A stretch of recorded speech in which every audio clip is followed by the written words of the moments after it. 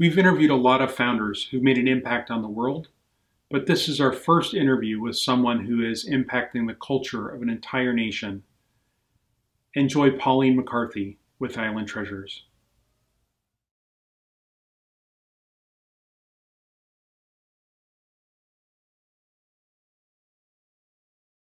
My name is Pauline McCarthy. I'm living in Iceland now 22 years, but originally I'm from Glasgow in Scotland. My company is called Iceland Treasures, and when I phoned the telephone company to put it in the telephone book, and I said, can you put it on? She says, what does your company do? I says, we sell immigrant, which means souvenir candy. She went, that doesn't exist. I went, yes, exactly, now it's going to exist, you know. And she said, okay, well, I'll put you under candy. I says, no, put me under souvenirs. She said, but you said it was a candy. I said, put me under souvenirs. I'm not selling candy, I'm selling souvenirs, you know. And this was people's problem at the beginning, you know. Like my husband, he said to me, nobody's going to pay 900 krona for a bag of that, but they can buy, I wish I had the other bag with me, you know. Like just, you know, a bag that says Jupiter and dots and stuff like that on it. They can get that in the supermarket for 300 krona. This is 900 krona, right? And I said, okay, but if you're going to give a gift to somebody, which one are you going to do? And that's what I did with my market research. I actually had a bag of that candy and I had a mock-up of this one. I said, which one would you take home to your friends? And like 97% of people said this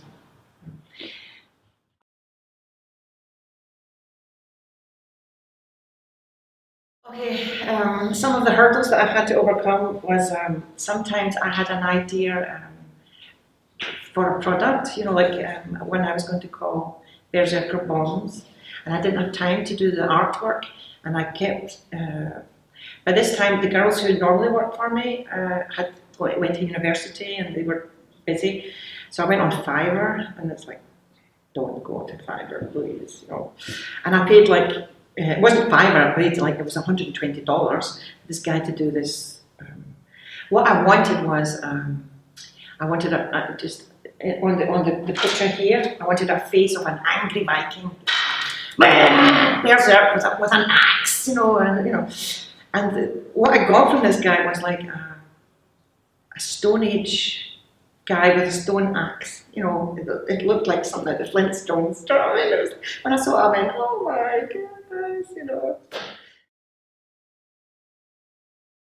This year, like this is my third year, beginning the third year, and we got a contract from a supermarket chain called Samcup, and they have, you know, Iceland's not big like the States, you know, a supermarket chain maybe has like 500,000 stores in America, you know, whereas this company has maybe 40, you know, and they said, oh, we're really inspired by this,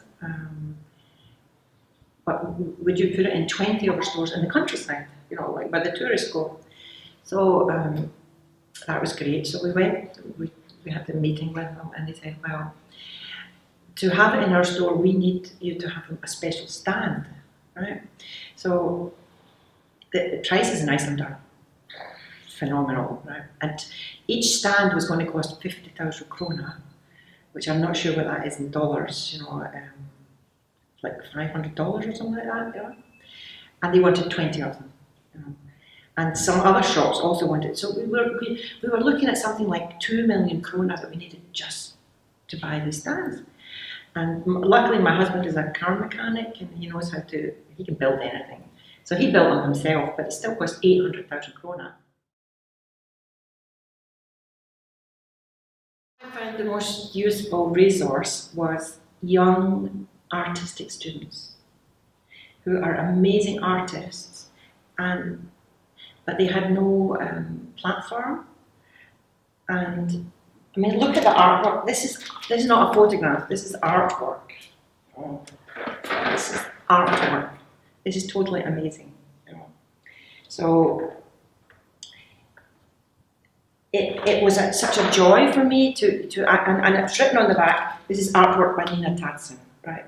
And so in all my stuff, I always say who did the artwork, because I want to give them back what they gave to me. Do you know what I mean? Like, and of course, it's much cheaper. You know, like before I talked about that one, the disaster I had in Fiverr. You know, but that was the resource that that was the biggest loss for me. Like when these girls went to university or they left the country or something like that, I was like, sugar, who's going to do my art for me, you know? So look for young talent. That's the best thing. I'm maybe worried about expanding too fast, you know, because I started to sell in Norway. I said, you know, I got a friend in Norway to take them to tourist shops in Norway, and like the tins, like I wrote on them Puffin Eggs, but these ones they say Icelandic Puffin Eggs, and so I've got just the tins I say Puffin Eggs and Northern Lights, not Icelandic Northern Lights, so that I could sell them in Norway and Canada, things like this. And I can see potential that I could be selling tons and tons to Canada, Greenland, Faroes, you know. So, but then the problem will be, what can I cope with that? You know, and so part of me is saying, should I go for it or should I not? You know. I think all my life I've probably been a sort of entrepreneur, but for charities and things like. Basically, if I see a need, I try and fill it.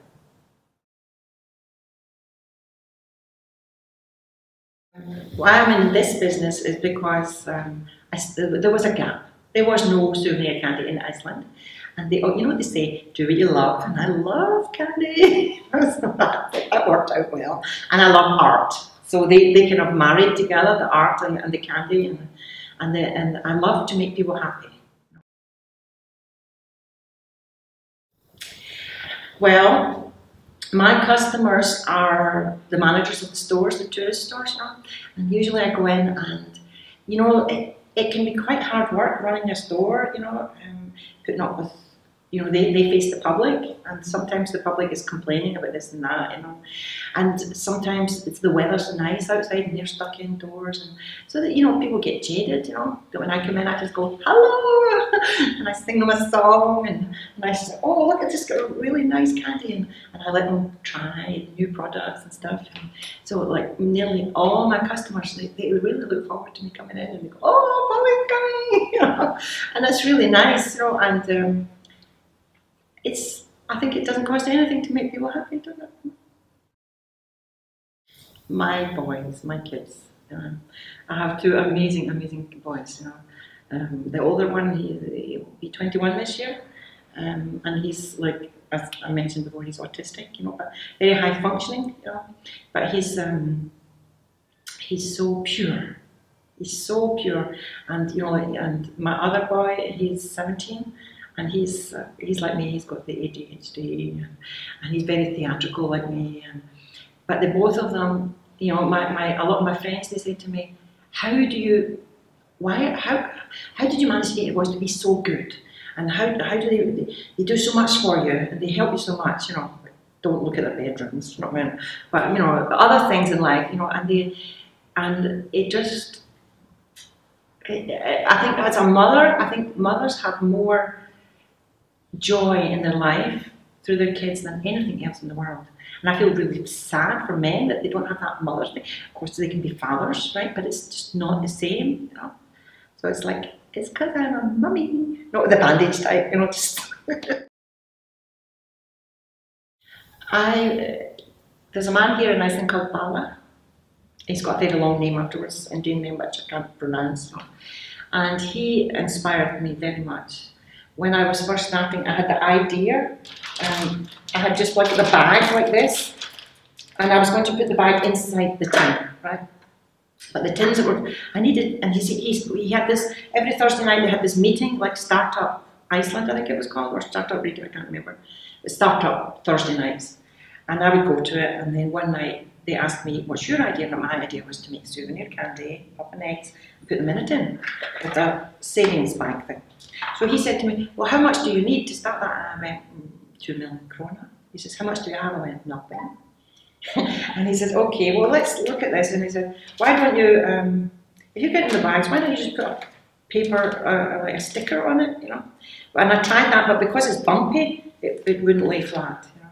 So at the time it was, anyway, that's another story. But he inspires me, and he's always encouraging me, you know, and at one time he said, you know, it's like, he said that I inspire him sometimes, because it's usually when they talk about startup, it's like all young men into tech stuff, you know. And I'm like over 50-year-old woman, never been in business, and doing a physical product, you know. And so I just heard the other day that sometimes when he's giving talks, he gives an example of, you don't have to be a techie person to be a startup. There is this lady who's actually a foreigner that lives in Iceland, so she's got, being a foreigner and not speaking the language very well, going against her. She's got being a woman being against her. She's got being over 50 being against her, you know. She's got being a little bit crazy going for her, you know. And so yeah, I think he's just brilliant. And I think he actually started this startup thing here in Iceland, you know, and it's amazing the stuff that he's done. So yeah, he's my hero.